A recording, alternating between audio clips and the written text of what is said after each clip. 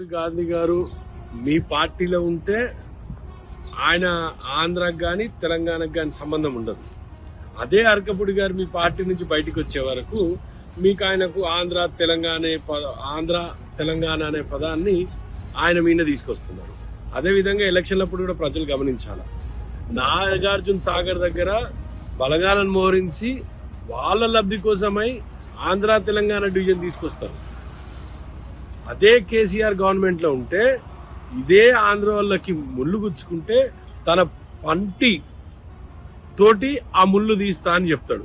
ఎంత ద్వంద్వ నీతి వీళ్ళు అనుసరిస్తున్నారు ఒక్కసారి ఆలోచన చేయాలి. పబ్లిక్ అంతా కూడా గమనించాలి.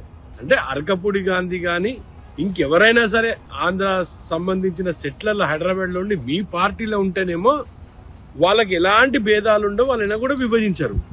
వన్స్ వాళ్ళు మీ పార్టీని వీడి వేరే పార్టీలకు పోదామని ప్రయత్నం చేస్తే వాళ్ళకి ఆంధ్ర తెలంగాణ ఫీలింగ్ తీసుకొస్తారు, హైదరాబాద్ కరీంనగర్ అనే ఫీలింగ్ తీసుకొస్తారు.